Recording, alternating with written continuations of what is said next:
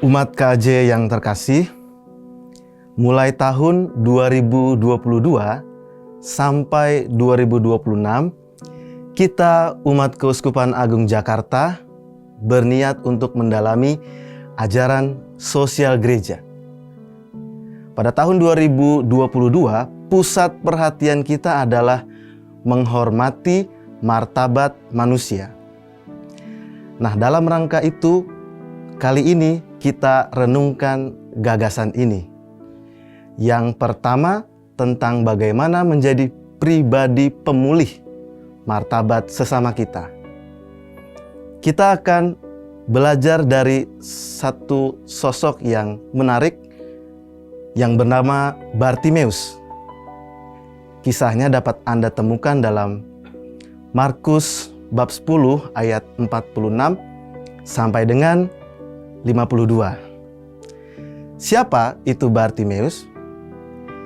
Bartimeus berarti anak dari Timeus.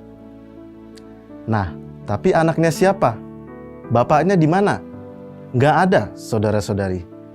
Apalagi kalau kita perhatikan dalam teksnya, Bartimeus sedang berada di jalanan. Ia jauh dari tempat tinggal, jauh dari rumahnya, dari orang-orang yang ia kasihi dan mengasihi dia. Ia tidak punya siapa-siapa, sebatang kara, tak ada yang bisa menolong atau mendengar curhatnya. Bartimeus adalah orang buta. Tidak hanya dia tidak bisa melihat, tetapi ia juga hidup dalam kegelapan. Ia tidak tahu harus kemana. Ia bingung dengan dirinya sendiri. Bingung, sungguh-sungguh bingung. Bartimeus dan saudara-saudari adalah seorang pengemis. Artinya ia hidup sangat bergantung pada orang lain. Ia tidak bebas dengan dirinya sendiri. Ia jadi hamba yang terikat pada belas kasih orang lain. Bartimeus berada di jalanan. Ia ada di jalan tetapi tidak berjalan, terpaku di tempat. Bartimeus seperti tidak punya martabat lagi. Lalu apa yang dibuat oleh Bartimeus? Para sahabatku yang terkasih, sadar bahwa Yesus sedang lewat, ia memohon kepada Yesus, percaya kepada Yesus dan menanggalkan jubahnya, lalu pergi kepada Yesus. Dan apa yang Yesus perbuat kepada Bartimeus? Yesus mendengar seruannya, memanggilnya, menyembuhkannya.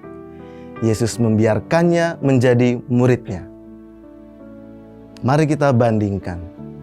Sebelum bertemu Yesus, Bartimeus adalah anak yang terlantar. Gak punya siapa-siapa termasuk bapak. Ia buta, pengemis dan berada di pinggir jalan.